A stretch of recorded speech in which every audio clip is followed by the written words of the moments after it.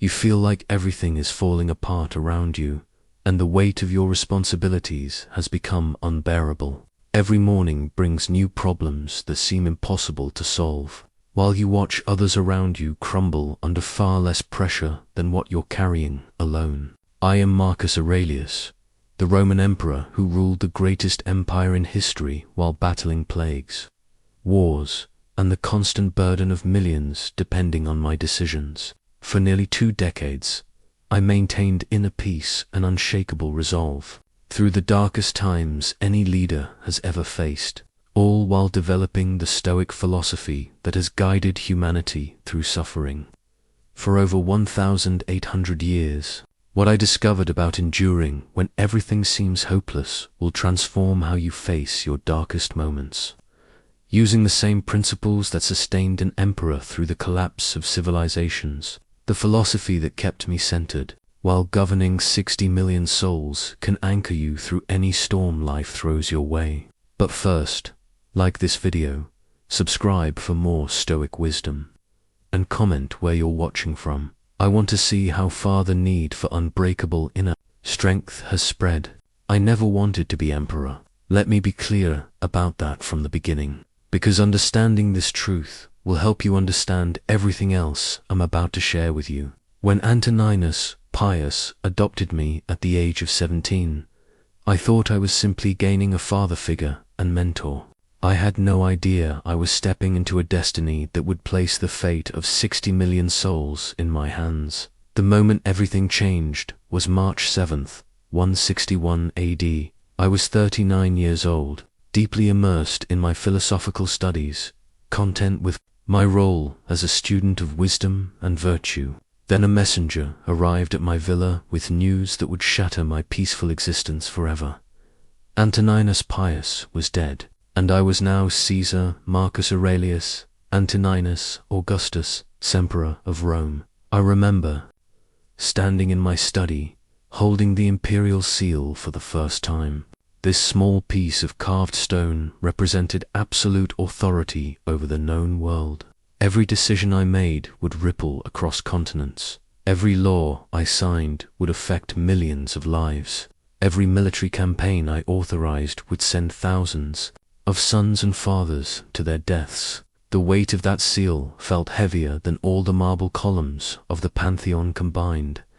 That first night, as emperor, I couldn't sleep.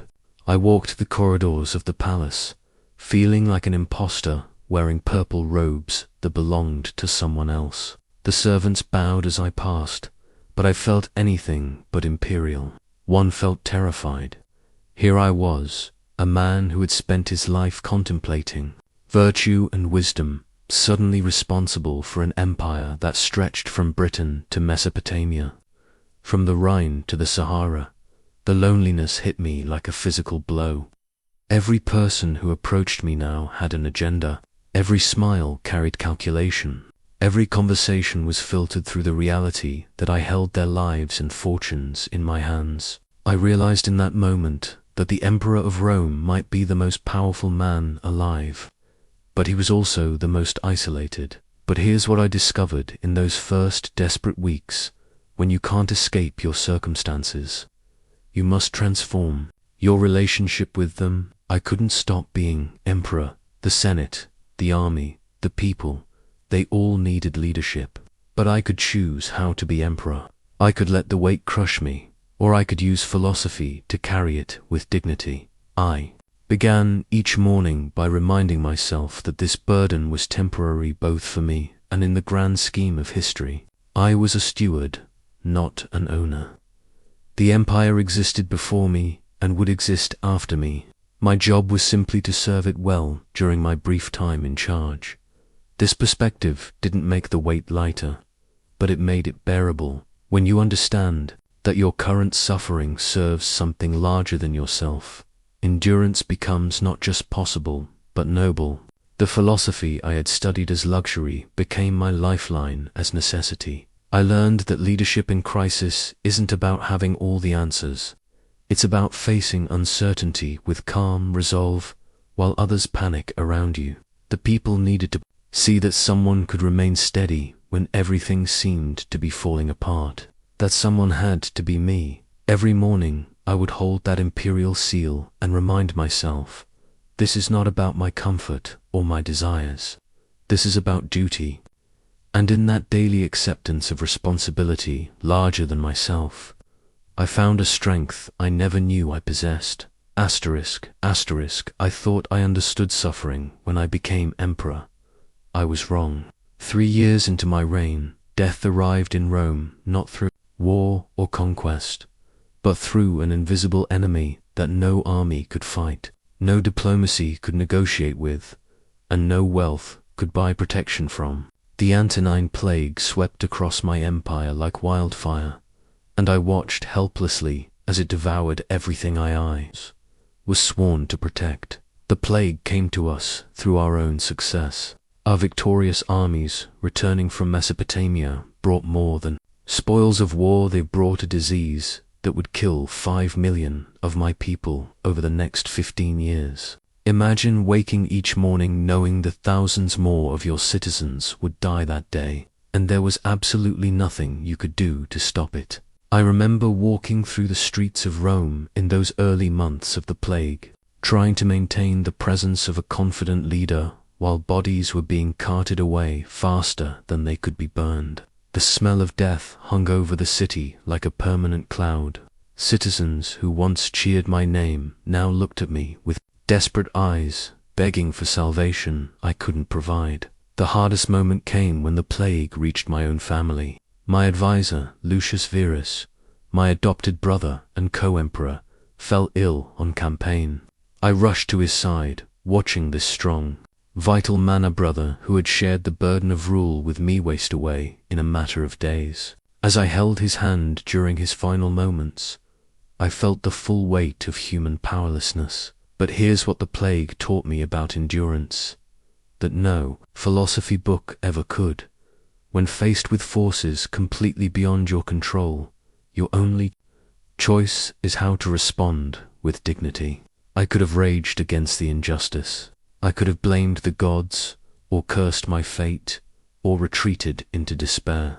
Instead, I chose to focus on what remained within my power. I couldn't stop the plague, but I could ensure food reached the starving. I couldn't cure the sick, but I could make sure physicians had resources. I couldn't bring back the dead, but I could comfort the grieving.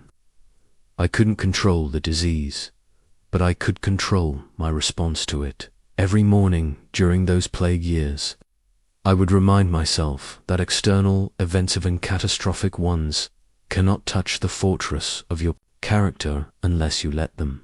The plague could kill my body, destroy my empire, and take everyone I loved, but it could not make me act without virtue. It could not force me to abandon my principles. It could not corrupt my soul unless I chose to let it. I learned to separate the tragedy from my response to the tragedy. The plague was neither good nor evil. It simply was. Nature had unleashed forces that brought suffering, and this was part of the natural order. My job was not to understand why this happened, but to respond as a good man and a responsible leader. The plague taught me that acceptance is not passive resignation, it's active engagement with reality as it is, not as you wish it were. When you stop fighting circumstances you cannot change, you free up all your energy to focus on what you can control, your choices, your character, and your contribution to the common good. Those were the darkest years of my reign, but they were also when I discovered the true meaning of inner strength. Strength isn't the absence of fear or pain. It's continuing to act with virtue when fear and pain threaten to overwhelm you. If the plague taught me about accepting what I couldn't control, the Germanic wars taught me about maintaining inner peace while actively fighting external battles. For over a decade, I spent my time not in the comfort of Roman palaces, but in military camps along the Danube frontier, defending our northern borders against tribes who wanted to destroy everything we had built. Picture this. I was a philosopher who preferred books to swords, suddenly leading armies through the frozen forests of Germania. My enemies were warriors who had trained for battle since childhood, while I was a man who had spent his life contemplating virtue and truth. Yet it was in those brutal campaigns that I discovered some of my most important insights about human endurance. I remember my first major battle against the Marcomanni tribe. As I watched thousands of men prepare to kill each other over territorial disputes, I felt the absurdity of it all. Here were human beings, all trying to survive and protect their families, about to destroy each other over imaginary lines on maps. Yet I also understood that sometimes you must fight not because you want to, but because others will not let you live in peace. During those long winter nights in my campaign tent, with the sounds of wounded soldiers groaning in the distance and the constant threat of attack, I began writing what would later become my meditations. People often ask me how I could contemplate philosophy while surrounded by the brutal realities of war. The answer is simple. War is exactly when you need philosophy most, when you're facing life or death decisions every day, when the weight of thousands of lives rests on your shoulders, when you're exhausted, cold, and surrounded by deaths, when philosophical principles either prove their worth or reveal themselves as useless academic exercises. For me, Stoic philosophy became my anchor in the chaos. I learned to separate the external battle from the internal one. Yes, I had to make strategic decisions that would determine whether young Romans lived or died. Yes, I had to stand firm against enemies who showed no mercy, but I didn't have to let the violence corrupt my soul. I could fight when necessary while maintaining compassion for my enemies. I could be decisive in battle while remaining gentle in spirit. One night, after a particularly bloody engagement where we lost hundreds of good men, I found myself overwhelmed with grief and anger. I wanted to order brutal retaliation against the Germanic prisoners. Every instinct screamed for revenge. But then I asked myself, what would a virtuous man do in this situation?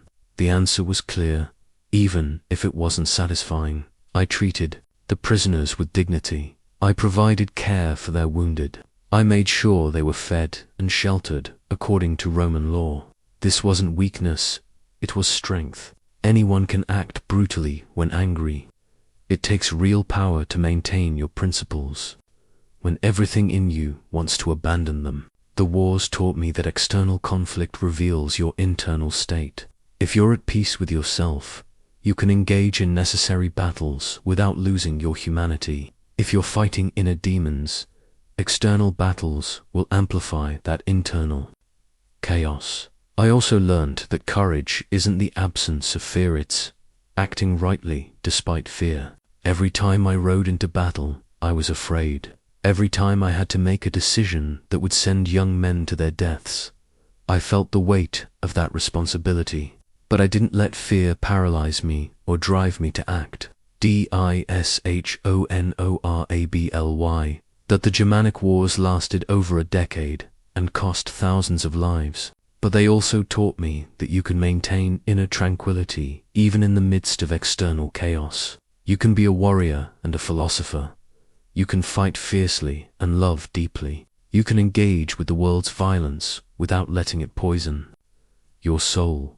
The key is understanding that your character is not determined by your circumstances, but by how you choose to respond to them. Whether you're facing barbarian armies or facing the battles of daily life, the same principle applies. Control what you can control, accept what you can't, and never compromise your virtue for temporary advantage. Asterisk. Let me tell you about the moment my life truly changed. Not when I became emperor, not during the plague, not in the heat of battle, but in a quiet classroom when I was still young, listening to an old slave teach about freedom.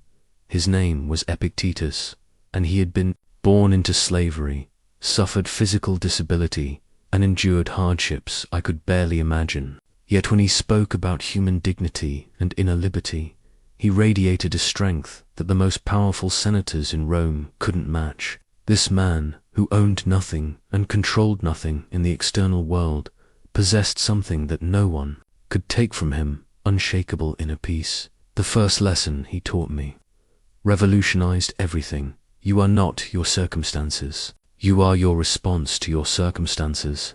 At first, this seemed like word games, but as he explained deeper, I began to understand the profound truth hidden in this simple statement. Epictetus showed me that everything in life falls into one of two categories: things within our control and things outside our control. The things within our control are surprisingly few: our thoughts, our choices, our responses, our values, and our character.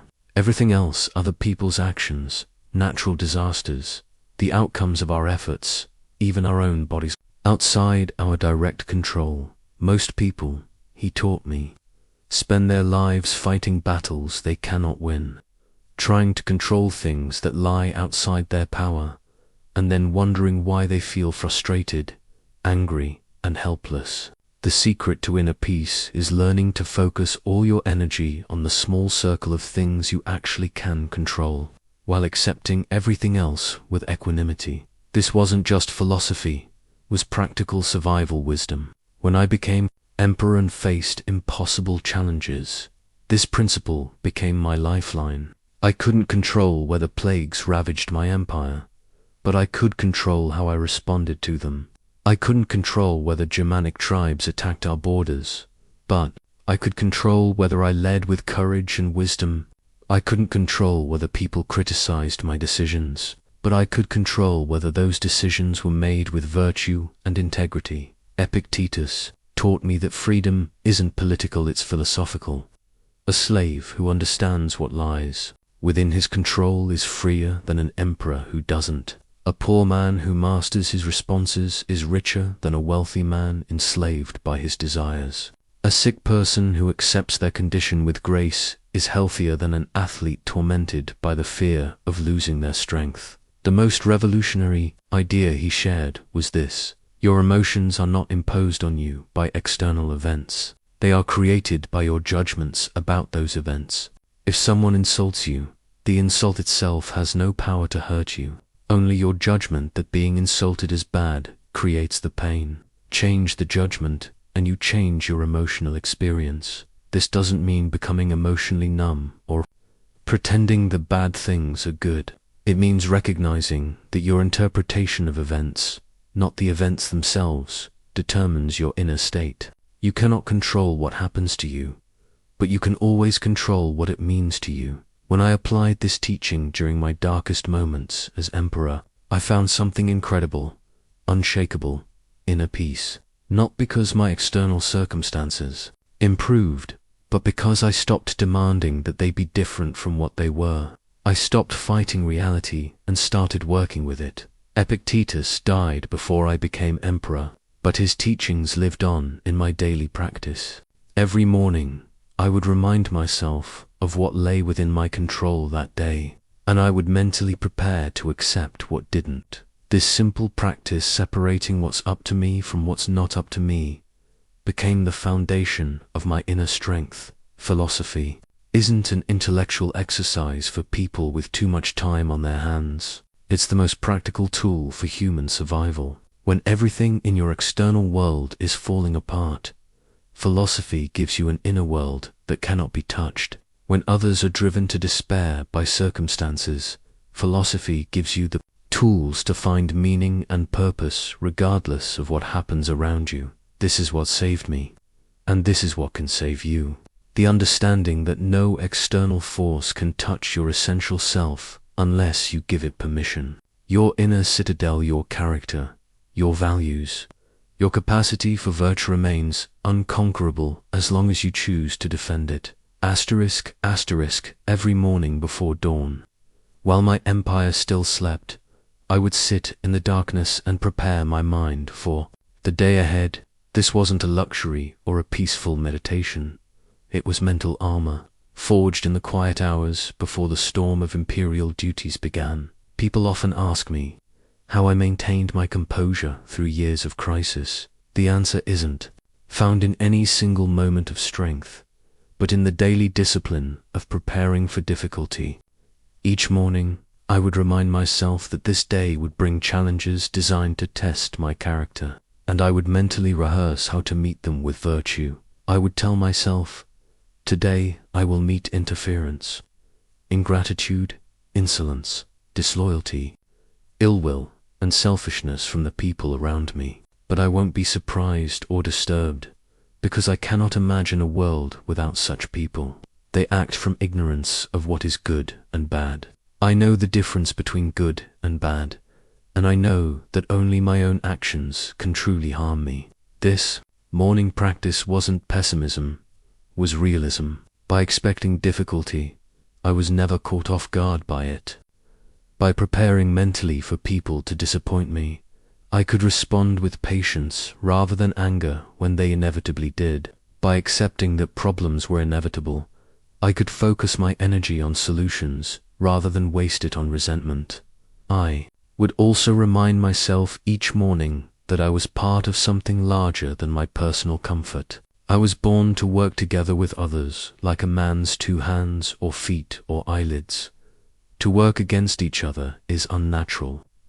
This perspective transformed even the most frustrating interactions from personal attacks into opportunities to serve the common good. During the plague years, my morning reflections became even more crucial.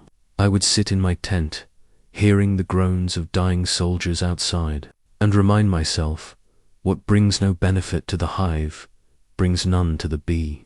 My personal suffering mattered less than my duty to the people depending on me. This thought didn't eliminate my pain, but it gave meaning to my endurance. The morning practice also included remembering my mortality. You could die today.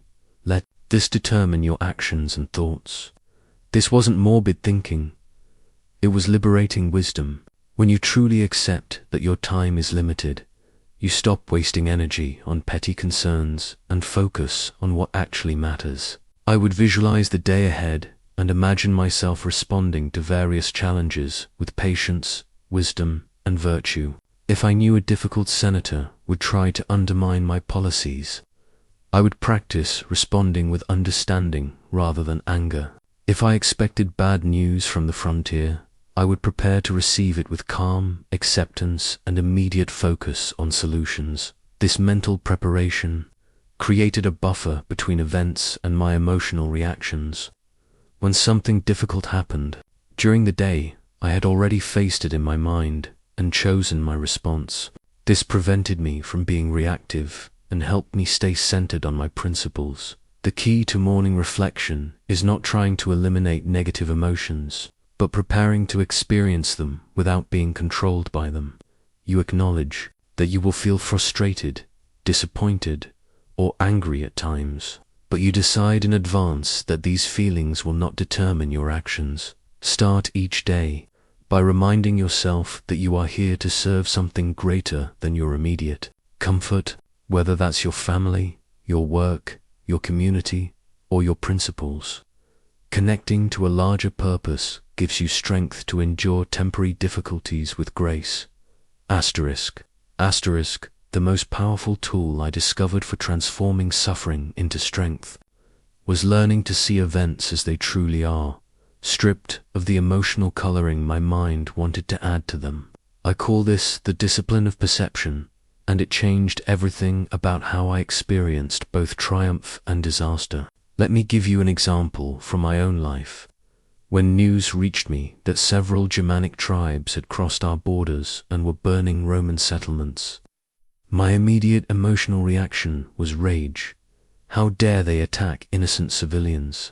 This was an outrage, an injustice, a catastrophe that demanded immediate and overwhelming retaliation. But then I applied the discipline of perception.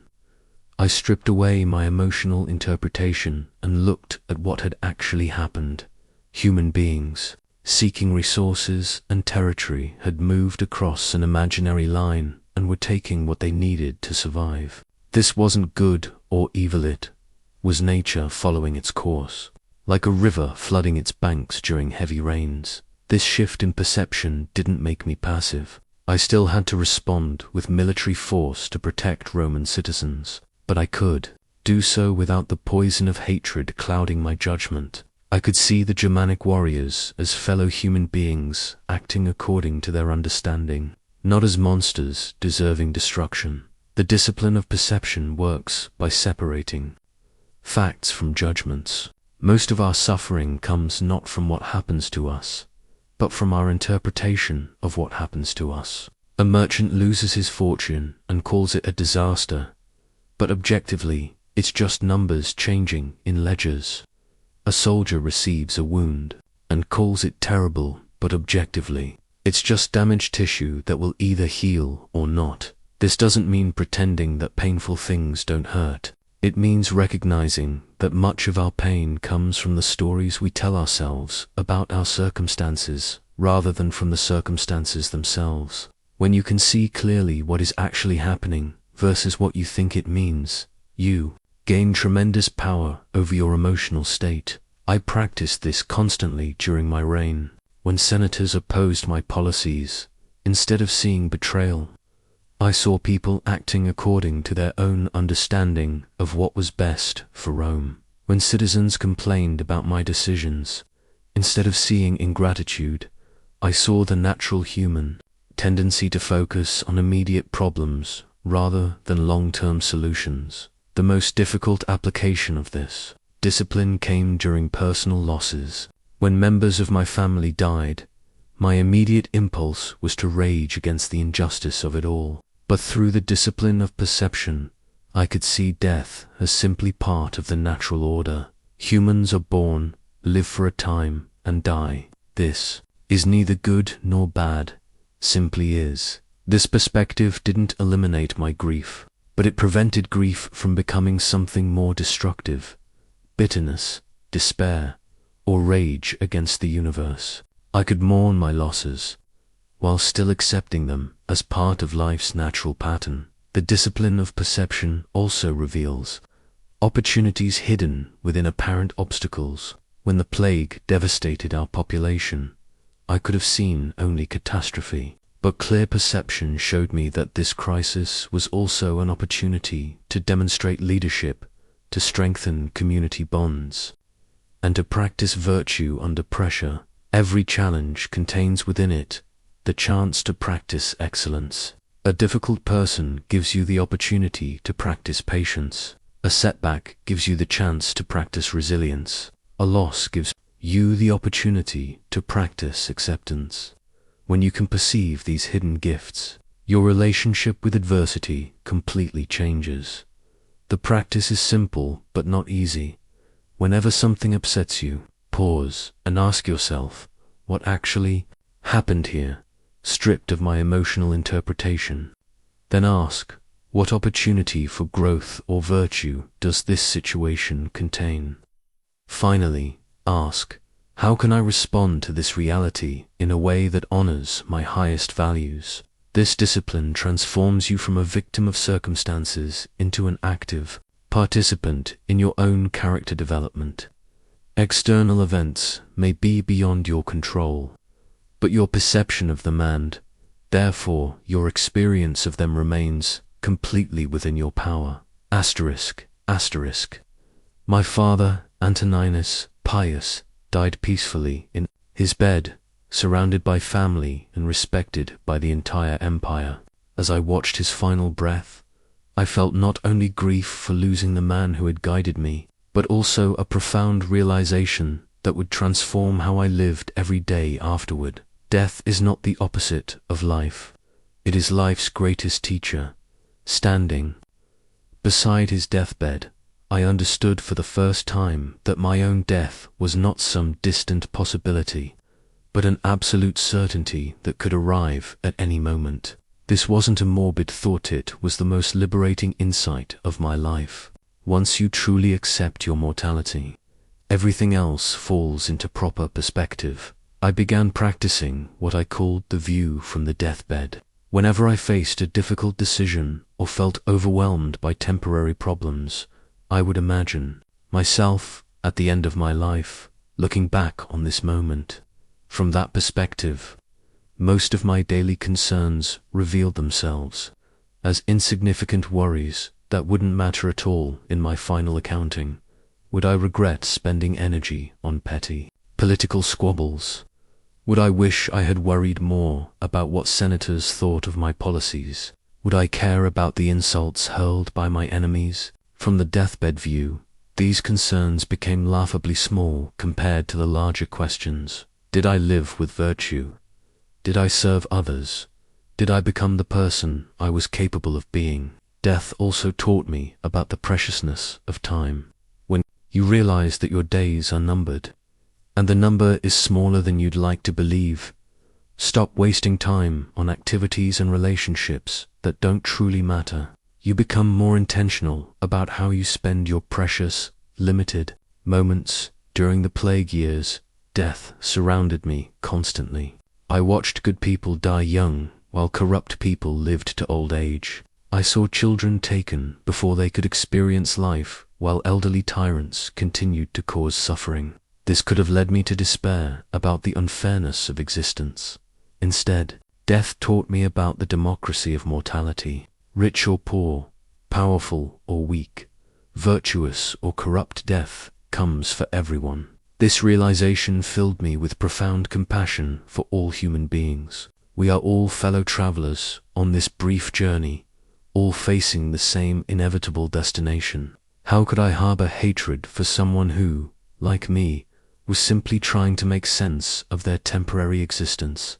Remembering death also freed me from the fear of failure. What's the worst that could happen if my policies failed? What's the worst outcome if my enemies succeeded in undermining me? Death, and death was coming anyway, regardless of my success or failure in earthly matters. This knowledge liberated me to take necessary risks and make difficult decisions without being paralyzed by fear of consequences. I practiced daily meditation on my own death, not to become morbid, but to stay connected to what truly mattered. You could die today, I would remind myself each morning. Let this determine your actions and thoughts.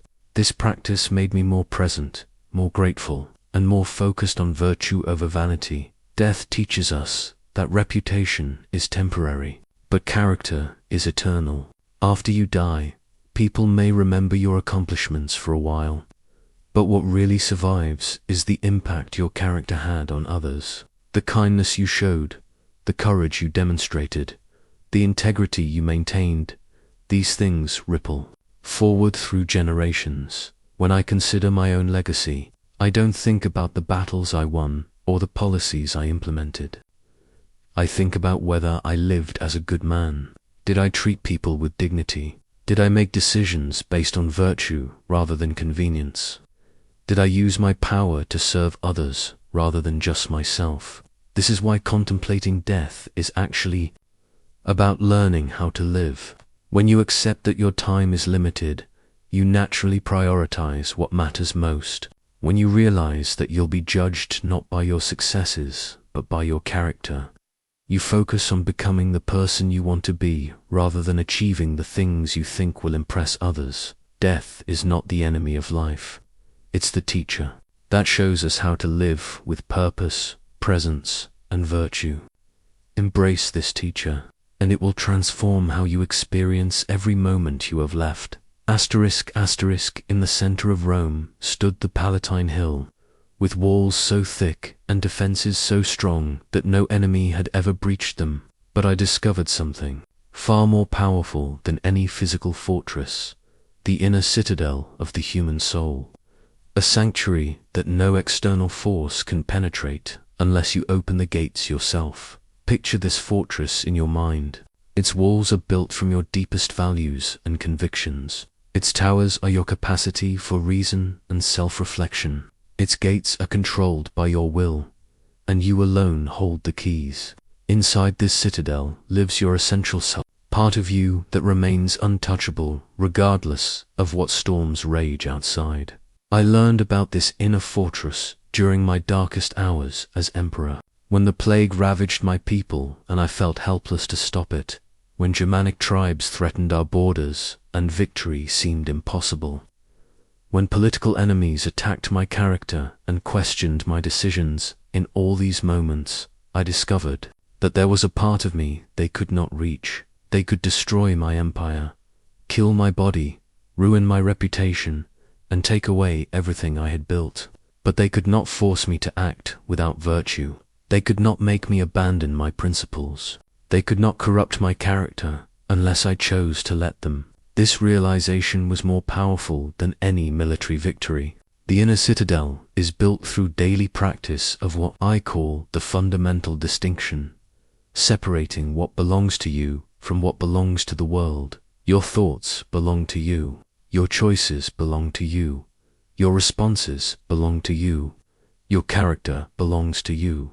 Everything else, other people's opinions, natural disasters, political outcomes, even your own body, belongs to the world. When you truly understand this distinction, you become unconquerable. People can take away your possessions, but they cannot take away your integrity unless you surrender it. Circumstances can cause you pain, but they cannot destroy your dignity unless you abandon it. Enemies can attack your reputation, but they cannot touch your actual character unless you let them. I practiced strengthening this inner fortress every day. When senators criticized my policies, I would retreat to my citadel and ask, are they right? If so, I should listen. If not, why should their incorrect opinions disturb my peace? When citizens complained about my decisions, I would check my inner sanctuary. Did I make this decision based on virtue and the common good? If yes, then their dissatisfaction, while regrettable, does not indicate I was wrong. The inner citadel also protects you from your own destructive impulses. When anger would rise within me during difficult negotiations, I could retreat to this fortress and remind myself of my principles. When fear threatened to paralyze me before important decisions, I could find courage in this sanctuary. When grief over personal losses threatened to overwhelm me, I could find acceptance in this refuge. But here's what many people misunderstand about the inner citadel. It's not a place to hide from the world. It's a place to find strength for engaging with the world. You retreat to your fortress not to escape your responsibilities, but to remember who you are and what you stand for, so you can return to the battlefield of life with renewed clarity and purpose. The citadel becomes stronger through testing. Every time you face adversity and choose virtue over convenience, you add another stone to its walls. Every time you maintain your principles under pressure, you reinforce its foundations. Every time you respond to hatred with understanding or to fear with courage, you make this sanctuary more impregnable. Building your inner citadel requires daily attention. Each morning, remind yourself of your core values and commit to living by them, regardless of circumstances. Throughout the day, regularly check in with this fortress. Ask yourself whether your actions are aligned with your deepest convictions. Each evening, reflect on how well you maintained your integrity and where you might strengthen your defenses. The most beautiful thing about the inner citadel is that it cannot be destroyed by external forces. Empires fall, bodies age, relationships end, careers collapse, but the fortress of your character can remain standing through any storm. And from this unshakable foundation, you can rebuild anything else that matters. Remember, you are not your circumstances, your setbacks, your failures, or your successes. You are the consciousness that experiences all these things and chooses how to respond to them. That consciousness, properly fortified, is absolutely unconquerable. Build your citadel strong, and you will discover that you already possess everything you need to endure any challenge life brings your way. Asterisk, asterisk, in the chaos of leading an empire under constant threat, I needed something unchanging to guide my decision, North Star that would point me toward right action regardless of how confusing or desperate the circumstances became. I found that guidance in a simple but revolutionary idea. Virtue is the only true good, and it's the only thing that can never be taken from you. Let me explain what I mean by virtue, because most people misunderstand this concept. Virtue isn't about following arbitrary rules or appearing morally superior to others. Virtue is about acting in harmony with your highest nature as a rational, social being.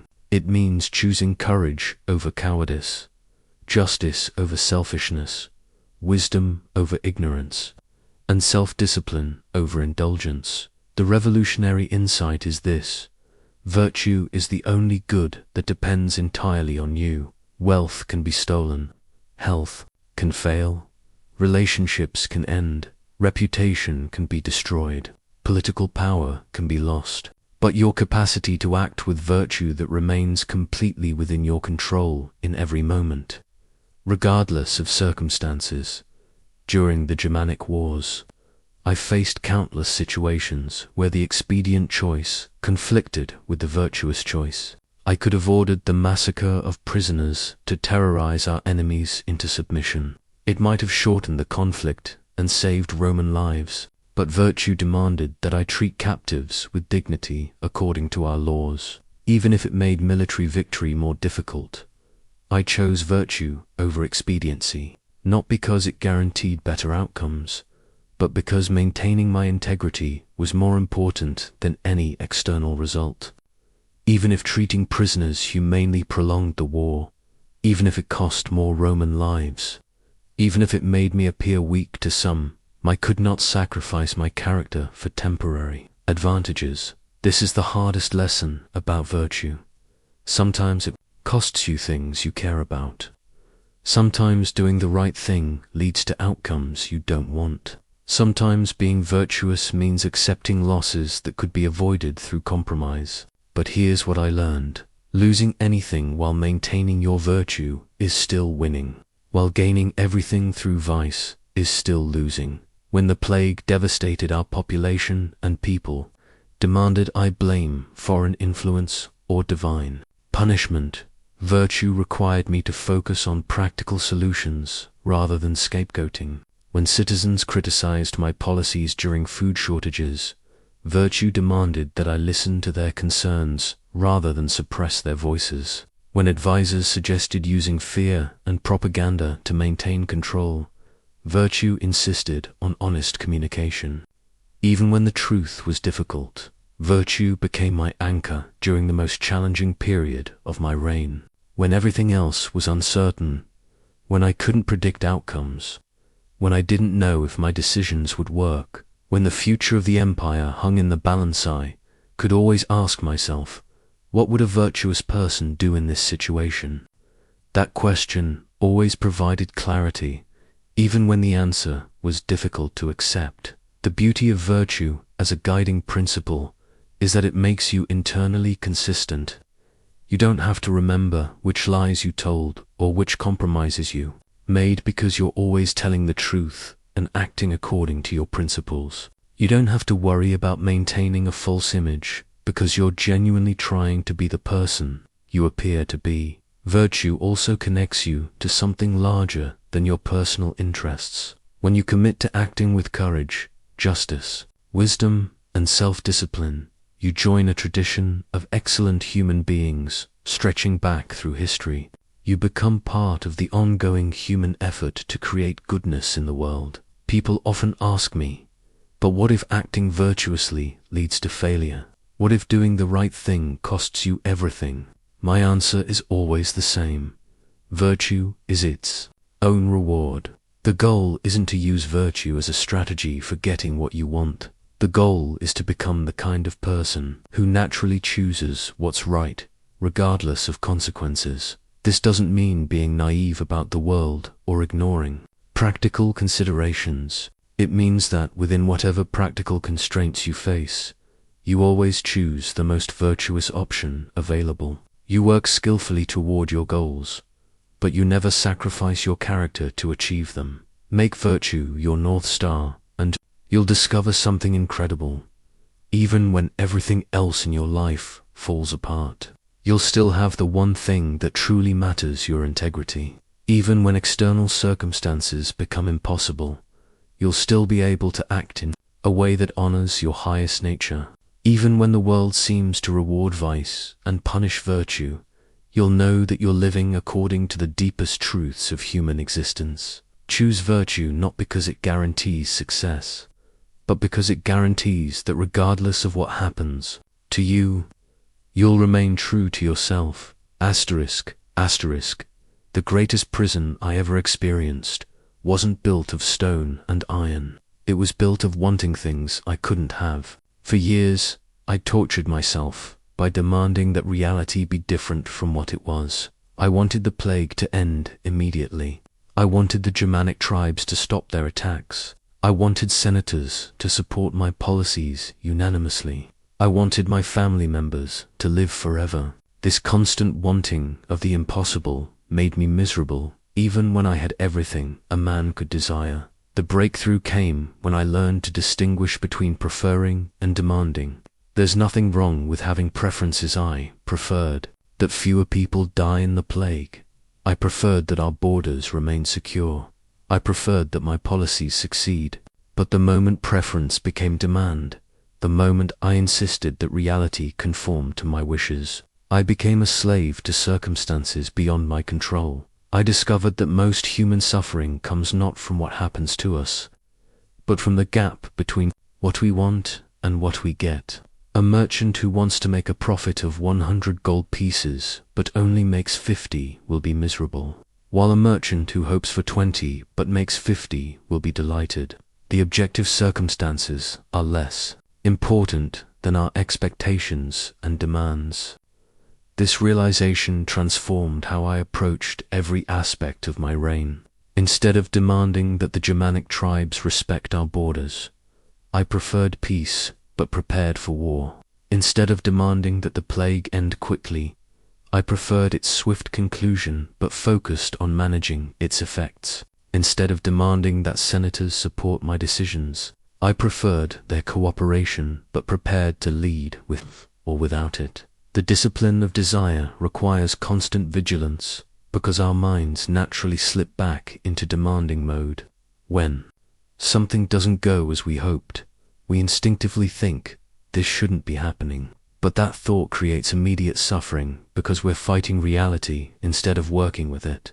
I learned to catch myself in these moments of resistance and ask, is this demand reasonable? Do I actually have the power to make reality conform to my preference right now? Usually, the answer was no. I could work toward changing circumstances, but I couldn't simply will them to be different in this moment. The most difficult application of this discipline came with personal losses. When my children died young, every fiber of my being wanted to demand that death reverse itself, that the natural order make an exception for my family. But wanting what cannot be cannot bring peace or healing. It only adds the pain of futile resistance to the pain of actual loss. I had to learn to grieve my losses while accepting them as part of life's pattern. I could prefer that my loved ones lived longer, but I couldn't demand that the universe suspend its laws for my comfort. This acceptance didn't diminish my love for them or make their deaths less significant, simply freed me from the additional torment of fighting unchangeable reality. The discipline of desire also applies to positive outcomes.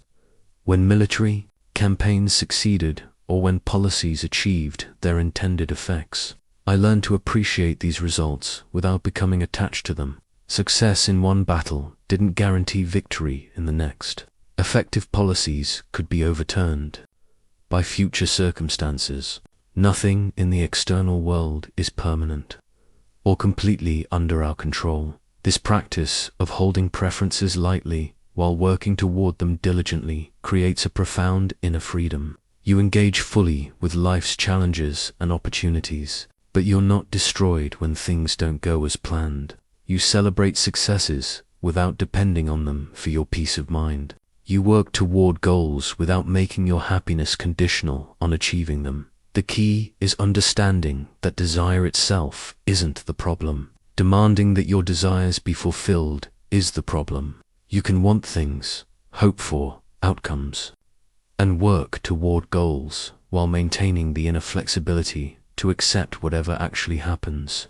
This isn't passive resignation, it's active engagement with reality as it is, rather than as you wish it were. Asterisk, asterisk, if you want to understand human nature, become Emperor of Rome. Every day brought me face to face with the full spectrum of human behavior. Ambitious senators who smiled while plotting against me, generals who prioritized personal glory over strategic wisdom, citizens who demanded impossible solutions to complex problems, and advisors who told me what they thought I wanted to hear rather than what I needed to know. My initial reaction was frustration and anger.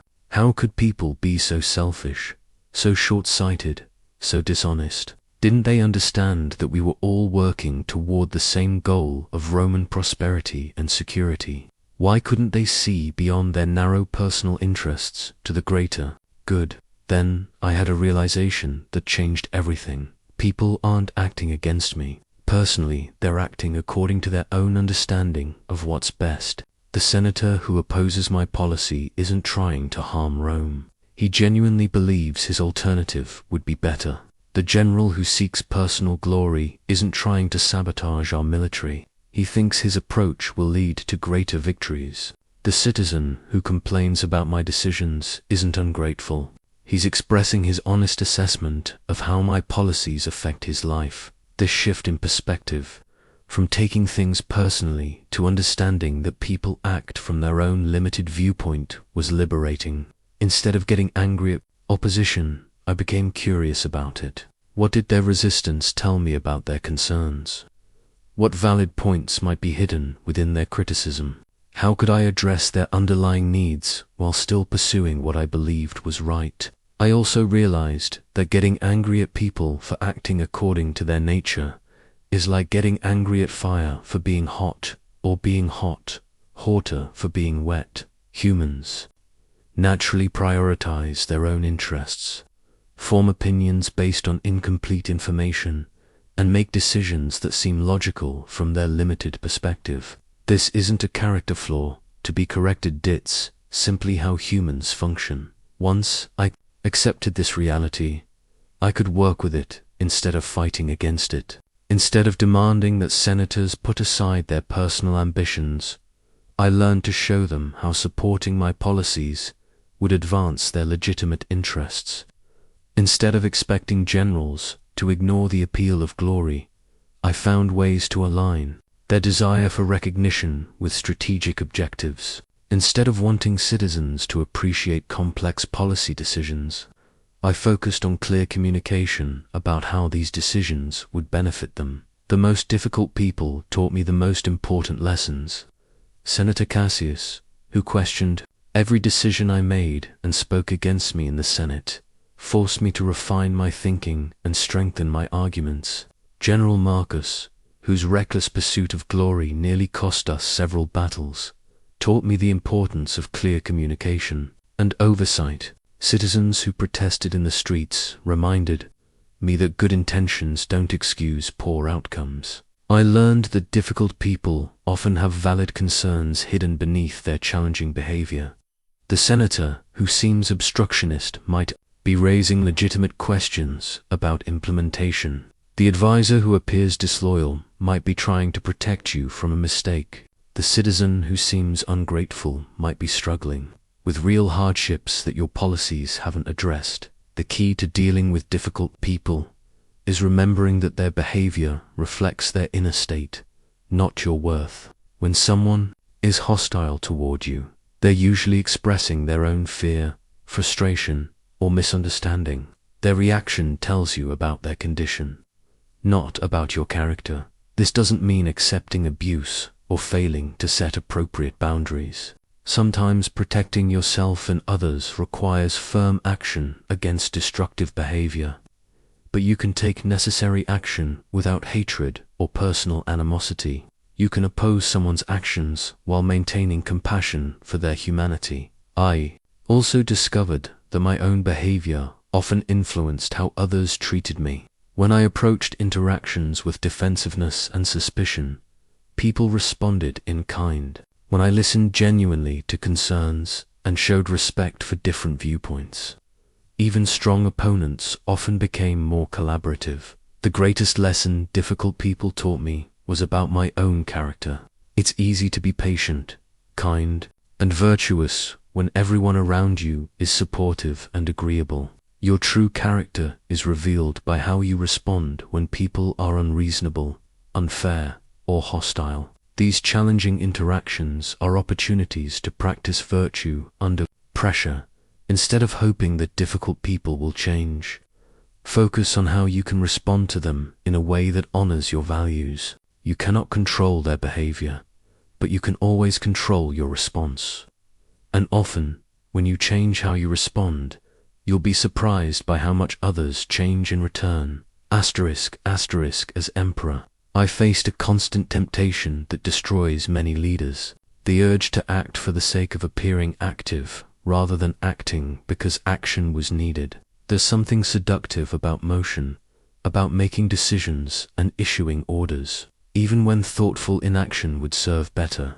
I learned that true strength sometimes lies in restraint, and that the discipline of action means choosing when not to act as carefully as choosing when to act. Early in my reign, I felt pressure to demonstrate my authority through constant activity. Citizens expected immediate solutions to problems that had developed over decades. Senators wanted quick responses to every piece of news from the provinces.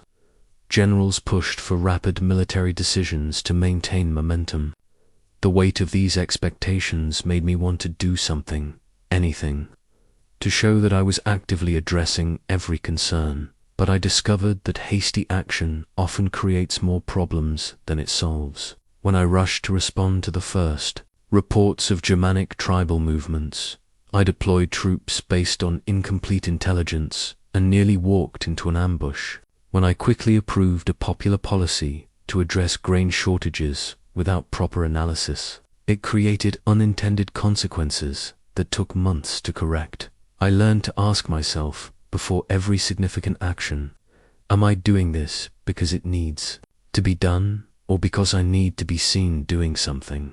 This simple question prevented countless mistakes and taught me the difference between purposeful action and reactive motion. The discipline of action requires understanding the relationship between motion and progress. Motion is any activity that keeps you busy. Progress is motion that moves you toward your goals in alignment with your values. You can be incredibly busy without making any meaningful progress, and you can make significant progress with relatively little motion if that motion is well directed. I developed a practice of daily reflection on this distinction.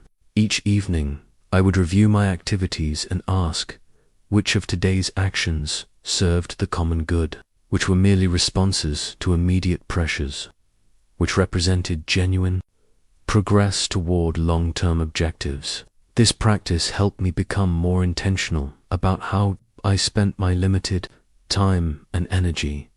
The most important aspect of the discipline of action is ensuring that your actions serve something larger than your immediate comfort or convenience.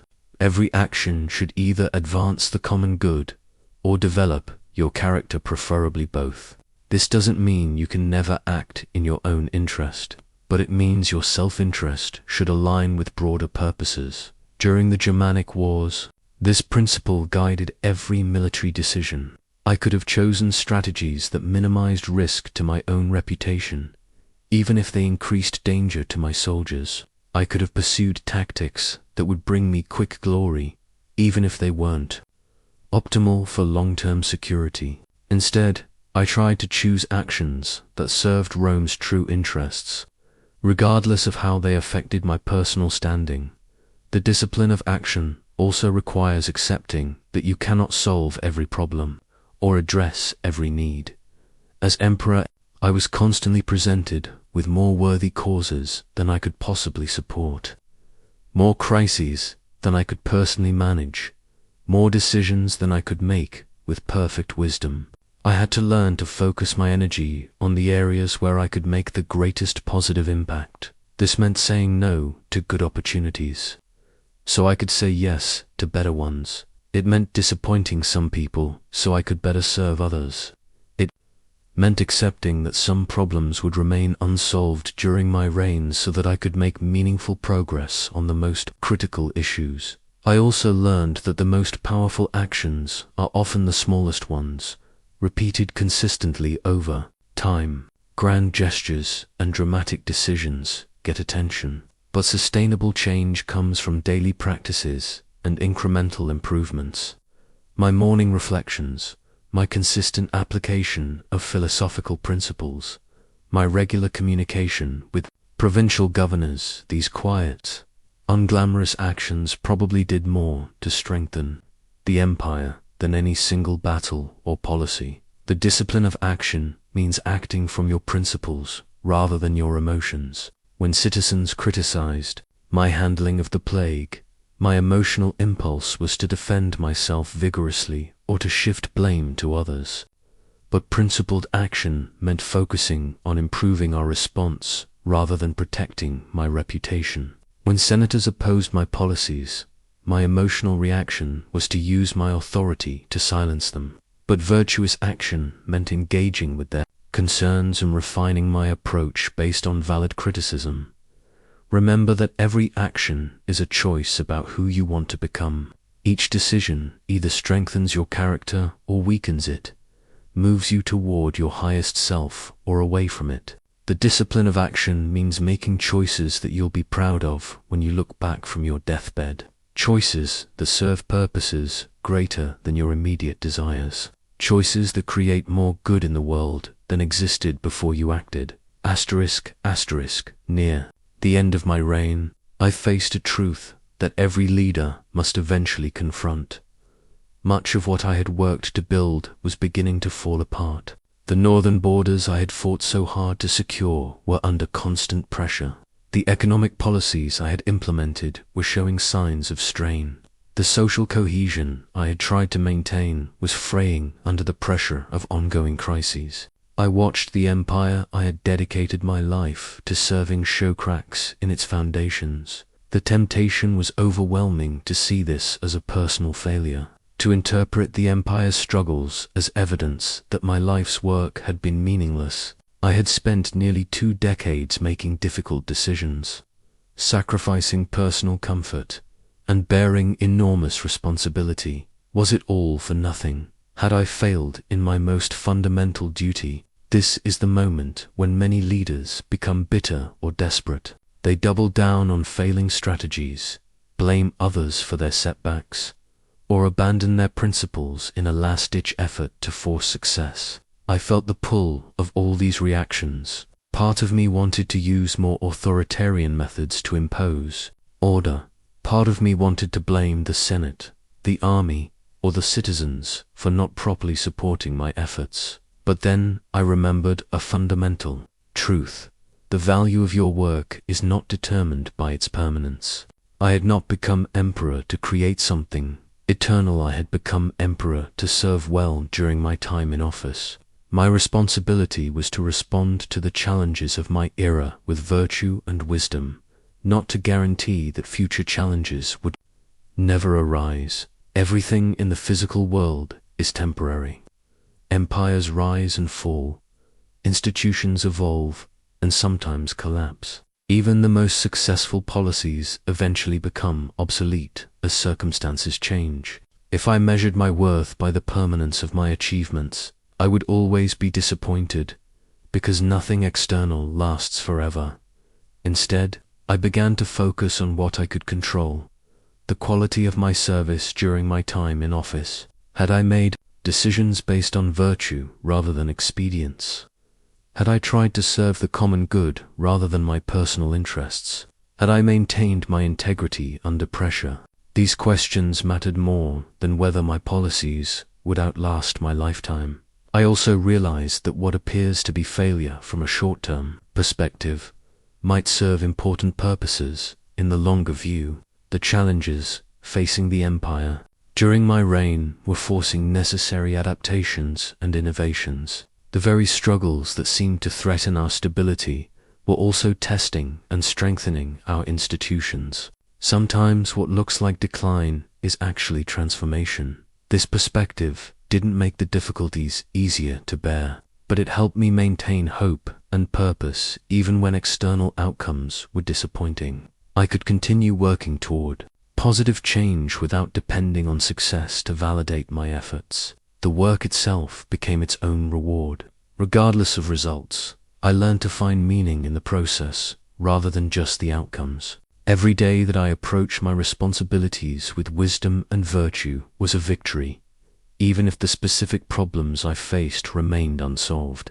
Every interaction where I treated people with dignity and respect mattered, even if those people didn't immediately change their behavior. Every decision I made based on principle rather than convenience strengthened my character, even if it didn't produce the desired external results. The most profound realization was that apparent failure often contains hidden gifts. The military setbacks taught my generals valuable lessons about strategy and logistics. The economic pressures forced us to develop more efficient administrative systems. The social tensions revealed problems that needed addressing and created opportunities for important reforms. When everything you've built seems to be crumbling, you discover what truly cannot be destroyed: your character, your relationships, your capacity for virtue, and your ability to find meaning in service. These internal goods are not dependent on external success and cannot be taken away by circumstances. I also learned that decline is often cyclical rather than final. What seems like permanent failure may be the necessary breakdown that enables future renewal. The empire's struggles during my reign did not mean the end of Roman civilization. They meant the end of one phase and the beginning of another. My job was to manage this transition as well as possible, not to prevent all change. The key to surviving the collapse of your external achievements is remembering that you are not your accomplishments. You are the consciousness that experienced creating those achievements, and that consciousness retains its value and dignity regardless of what happens to the things it created. When your life's work seems to be falling apart, focus on what remains solid: your values, your relationships with people you care about, your capacity to act with virtue in whatever circumstances you face. These foundations cannot be shaken by external events, and from them you can always begin again. During the worst year of the plague, when death surrounded me daily and the future of the empire seemed uncertain, a strange thing happened. I began to notice things I had never appreciated before: the way sunlight fell across the courtyard of my military tent, the sound of soldiers sharing stories around their evening fires, the taste of simple bread after a long day of difficult decisions. In the midst of widespread suffering, small moments of beauty and connection became more precious than all the luxuries of imperial life. This wasn't natural optimism. It was a deliberate practice that saved my sanity and my soul. I call it the discipline of gratitude, and it may be the most powerful tool I ever developed for maintaining inner strength during dark times. Most people think gratitude is something you feel when good things happen to you, but I discovered that gratitude is actually a choice you make about how to perceive your circumstances, regardless of whether those circumstances are pleasant or painful. You can find things to appreciate even in the middle of disasters, and this practice transforms your relationship with suffering. I began each morning during the plague years by identifying 3 things I could be grateful for, no matter how dire the situation appeared. Some days it was as simple as being grateful that I had awakened with clear thinking, that I had advisors willing to tell me difficult truths, or that Roman engineering provided clean water even during the crisis. These weren't major blessings, but focusing on them reminded me that even in the worst circumstances, some good remained. The practice was especially challenging when dealing with personal losses. When my son Lucius died at age 7, everything in me rebelled against the idea of finding anything to appreciate about that tragedy. How could I be grateful when innocent life had been cut short? How could I find anything positive in such devastating loss? But I learned to distinguish between being grateful for tragedy and being grateful despite tragedy. I wasn't thankful that my son died that would be inhuman. but I could be grateful that I had experienced the joy of being his father, even briefly. I could appreciate the love that made his loss so painful. I could find meaning in how his short life had touched others and inspired them to cherish their own children more deeply. This subtle shift made all the difference. Gratitude, despite suffering, doesn't minimize or deny the reality of pain. It acknowledges that even in painful circumstances, some elements of existence remain worthy of appreciation. This practice doesn't eliminate grief, but it prevents grief from consuming everything else that might bring comfort or meaning. I also discovered that gratitude is particularly powerful when focused on things we normally take for granted. During the Germanic Wars, when basic survival was uncertain, I became deeply grateful for simple things: a warm meal, a dry place to sleep, letters from home, the loyalty of good soldiers. These everyday blessings, invisible during times of comfort, became sources of genuine joy when I paid attention to them. The discipline of gratitude also helped me appreciate difficult people and challenging circumstances. I learned to be grateful for critics who forced me to examine my assumptions, for obstacles that revealed my character, for setbacks that taught me important lessons. This doesn't mean I enjoyed these difficulties, but I could recognize their value in my development as a leader and as a person. One of the most profound applications came during moments of physical pain and discomfort. Campaign life was hard on an aging body, cold nights, long marches, inadequate food, constant stress.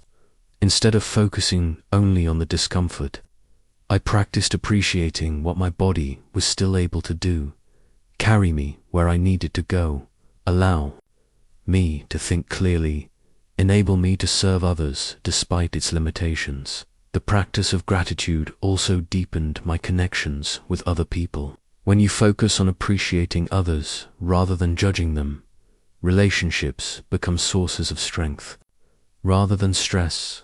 I began to genuinely appreciate qualities in difficult senators that I had previously overlooked, to find value in perspectives I had initially dismissed, to see the humanity in people I had written off as obstacles. But perhaps the most important discovery was that gratitude creates resilience. When you regularly practice appreciating what you have, you become less dependent on external circumstances for your well-being. You develop an internal source of contentment that doesn't require everything to go perfectly. This doesn't make you passive or complacent. You still work to improve situations, but you're not destroyed. When improvement doesn't come as quickly or completely as you'd hoped, the key to practicing gratitude during dark times is starting small and being specific. Don't try to feel grateful for everything or to pretend that terrible things are wonderful. Simply identify one small, concrete thing you can genuinely appreciate today and let yourself fully experience that appreciation. Tomorrow, find another. Over time, this practice will transform how you experience even the most difficult circumstances. Gratitude is not about pretending everything is fine when it isn't. It's about recognizing that even when everything isn't fine, something still is, and that something, however small, can become a foundation for rebuilding hope and meaning. The hardest test of leadership comes not when you feel strong and confident, but when you're struggling to hold yourself together while others depend on you for strength. During the darkest periods of my reign, when the plague ravaged our cities, when military defeats seemed to multiply, when my own family suffered losses, I still had to stand before the Senate, address worried citizens, and inspire armies that looked to me for hope I wasn't sure I possessed. There were mornings when I woke feeling completely overwhelmed by the weight of responsibility, when every decision seemed impossible and every option appeared to lead to disaster. Yet within hours, I would need to project confidence to generals planning military campaigns, provide reassurance to citizens facing uncertainty, and demonstrate resolve to senators questioning my policies. How do you lead others when you're barely surviving yourself. I learned that authentic leadership during crisis isn't about pretending to be stronger than you, it's about being genuinely strong in the ways that matter most. People don't need their leaders to be invulnerable. They need them to be steady, honest, and committed to something larger than personal comfort. The key insight was realizing that my own struggles could become a source of strength for others, not a weakness to hide. When I acknowledged the difficulty of our circumstances while demonstrating how to face them with dignity, people found that more inspiring than false optimism. When I showed how to maintain principles under pressure, even when I was clearly feeling that pressure myself, it gave others permission to struggle while still doing their duty. I remember addressing the Senate during one of our worst military setbacks. Every instinct told me to project absolute confidence, to downplay our losses, to promise quick victory. But I chose honesty instead. I acknowledged the severity of our situation, honored the sacrifice of fallen soldiers, and explained why our cause remained worth fighting for despite the setbacks. The response surprised me. Senators, who had been wavering in their support, rallied to provide the resources we needed for the next campaign. People can sense when their leaders are being authentic versus when they're performing strength. They don't feel authentic strength under pressure inspires others to find their own reserves of courage. Performed strength creates distance and makes others feel inadequate for experiencing fear or doubt. The most important thing I learned about leading during personal crisis is that your service to others can become a source of strength for yourself. When I focused on how my decisions would affect the soldiers depending on me, the clarity of purpose helped me push through my own uncertainty. When I concentrated on serving the common good rather than protecting my own comfort, I found energy I didn't know I possessed. This doesn't mean neglecting your own well-being or martyring yourself for others. It means recognizing that in moments when personal motivation fails, the motivation to serve something larger than yourself can carry you forward. The people who depend on you become not just a burden to bear, but a reason to endure. I also discovered that leading others through difficulty requires radical honesty about what you can and cannot promise. I couldn't guarantee that our military campaigns would succeed, that the plague would end quickly, or that economic policies would solve all our problems immediately. But I could promise that we would face these challenges together, that decisions would be made with careful thought and good intentions, and that we would maintain our values regardless of outcomes. This kind of leadership, honest about difficulties but unwavering in commitment to shared values, creates deeper trust than promises of easy solutions. People would rather follow someone who tells them the truth about hard times than someone who offers false hope about easy ones. Leading during personal crisis also taught me the importance of visible consistency.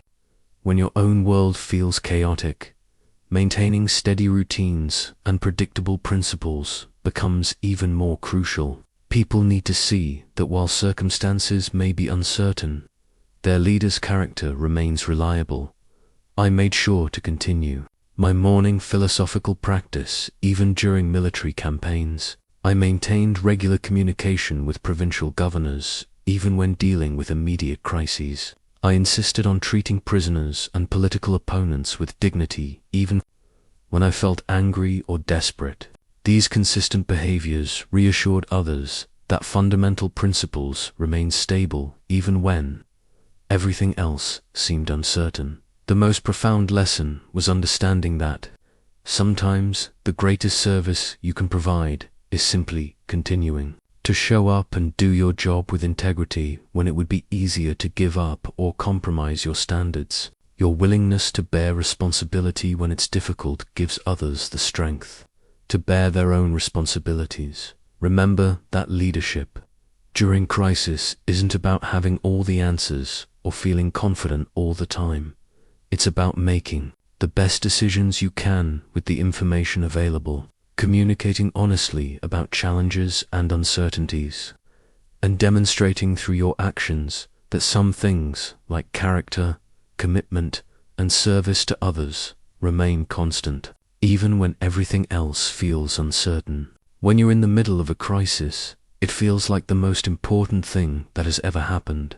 Your current problems seem enormous, urgent, and permanent. The pain you're experiencing right now appears to be the defining reality of your existence, but I want to share with you a perspective that has saved me from despair more times than I can count. The view from eternity.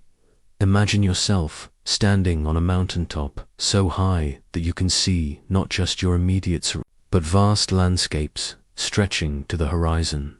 From that vantage point, things that seemed huge at ground-level buildings, roads, even cities, appear small and temporary. The urgent crisis in one small valley becomes part of a much larger pattern of natural change and development. This is how I learned to view my personal struggles and the challenges facing the empire. When the plague was at its worst and death surrounded me daily, when military defeats seemed to signal the end of Roman power, when political opposition made every decision a battle in these moments, I practiced zooming out to see my current circumstances in the context of history. The Roman Empire had faced existential threats before and survived. Humanity had endured plagues, wars, and disasters for thousands of years and continued. The earth itself had witnessed countless civilizations rise, struggle, and transform. My current crisis, however overwhelming it felt in the moment, was one episode in an ongoing story that was much larger than my personal experience of it. This long view didn't make my problems less real or my pain less valid, but it did help me maintain perspective about their ultimate significance and permanence. The setback that felt catastrophic this year might become irrelevant next year. The loss that seemed to destroy everything might eventually lead to unexpected opportunities for growth and renewal. I remember sitting in my tent during a particularly difficult winter campaign, feeling like the Germanic wars would never end, and that I was failing in my fundamental duty to protect Roman citizens. Then I reminded myself that these wars, however important they seemed to me, were a brief chapter in the long story of human civilization. Thousands of years from now, if anyone remembered this conflict at all, it would be one small note in the vast symphony of human experience. This perspective was simultaneously humbling and liberating. Humbling because it reminded me that my personal struggles, however intense, were not the center of the universe. Liberating because it freed me from the crushing weight of thinking that everything depended on my perfect performance in this moment. The long view also helps you understand that most current crises are temporary by nature. Political conflicts get resolved or become irrelevant as circumstances change. Economic problems either get solved or give way to different economic challenges. Personal setbacks either improve or teach you to adapt to new realities. Very few situations that feel permanent actually are. Even the Roman Empire itself, which seemed eternal to those of us living within it, was just one phase in the ongoing development of human civilization. Understanding this didn't make me care less about serving Rome well. It helped me focus on making my contribution without being paralyzed by the impossible pressure of ensuring permanent success. The long view becomes especially powerful when applied to personal losses and disappointments. When my children died, the immediate pain was overwhelming and the sense of injustice acute. But when I considered their brief lives in the context of the eternal dance of generation and death that has characterized all life on earth, I could find some peace with the natural order, even while grieving my personal loss. This practice requires regular cultivation. Our minds naturally focus on immediate concerns and current emotional states. It takes deliberate effort to step back and see present circumstances as part of larger patterns and longer timelines.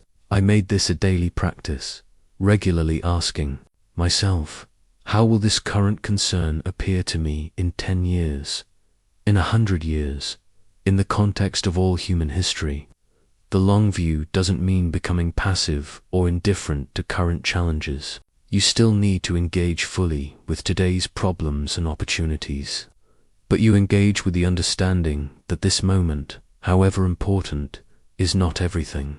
Your life is one chapter in a much longer story, and that story will continue, regardless of how this particular chapter unfolds. When you feel overwhelmed by current circumstances, remember that you are part of something much larger and longer than your immediate experience. Your struggles matter, but they are not the final word on your life or on the human story. From the perspective of eternity, what matters most is not whether you succeeded in avoiding all difficulties, but whether you faced them with courage, wisdom, and virtue. Asterisk, asterisk. Now comes the most important moment of everything I've shared with you.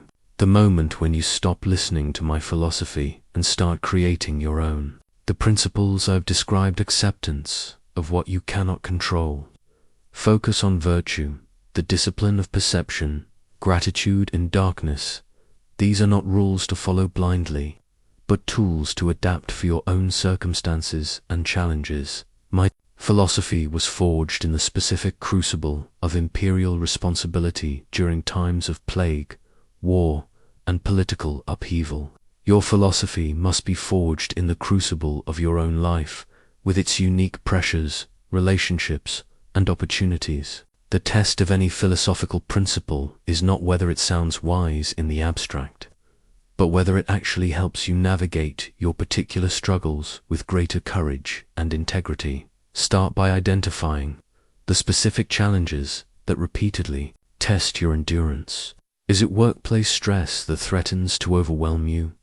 Relationship conflicts that drain your energy? Financial pressures that create constant anxiety? Health concerns that limit your options? Personal losses that shake your faith in life's goodness? Your philosophy must address your actual difficulties, not theoretical problems. For each major challenge, ask yourself, what about this situation lies within my control, and what lies outside my control? This fundamental distinction will become the foundation of your personal practice. Write down your answers. Be specific. Be honest about the limits of your power, but also be honest about the areas where you do have choice and influence. Next, define what virtue means in your context. For me, as emperor, virtue meant making decisions that served the common good, even when they were personally costly. For you, virtue might mean showing up for your family even when you're exhausted, maintaining professional integrity even when it's inconvenient, or treating difficult people with dignity even when they don't. Reciprocate. Identify the specific virtues that matter most in your situation. Create daily practices that reinforce these philosophical commitments. My morning reflections prepared me for the day's challenges by reminding me of my principles and mentally rehearsing virtuous responses to likely difficulties. Your morning practice might involve different elements: gratitude journaling, meditation, goal setting, or simply taking a few minutes to remember what really matters to you. Develop specific techniques for managing your emotional reactions to setbacks. I learned to step back and ask myself what opportunities for growth each challenge contained. You might find it helpful to practice the long view by imagining how today's crisis will appear to you in 5 years. Or you might develop the habit of immediately looking for what you can learn from disappointing outcomes. Most importantly, test your philosophy against reality.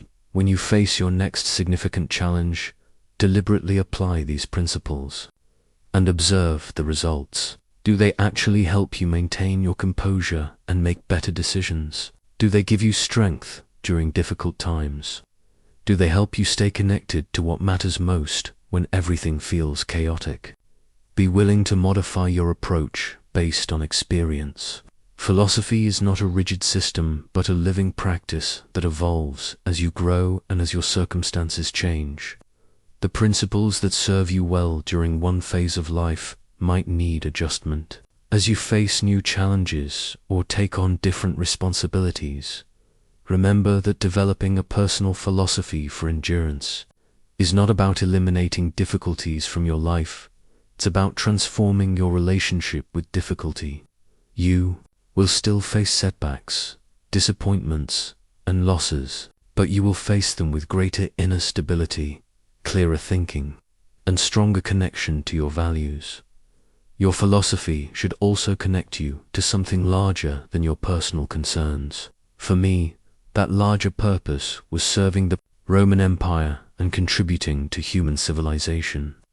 For you, it might be serving your family, contributing to your community, pursuing meaningful work, or simply living in a way that honors the best of human nature.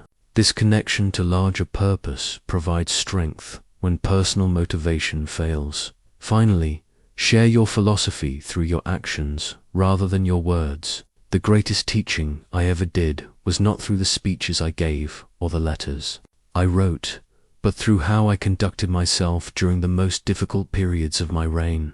Your philosophy will inspire others not through what you say about it, but through how you live it. The goal is not to become perfect or to never feel overwhelmed again. The goal is to develop the inner resources that allow you to face whatever comes with dignity, courage, and wisdom. You already possess everything you need for this transformation. You simply need to cultivate it, deliberately and consistently. Your life will test your philosophy in ways you cannot anticipate. When those tests come, remember that they are opportunities to discover who you really are and who you can become. Face them with the knowledge that human beings have endured every possible form of suffering and found ways to create meaning, beauty, and hope even in the darkest circumstances. You have that same capacity within you. Trust it, develop it, and use it to create a life of purpose and resilience that no external force can destroy.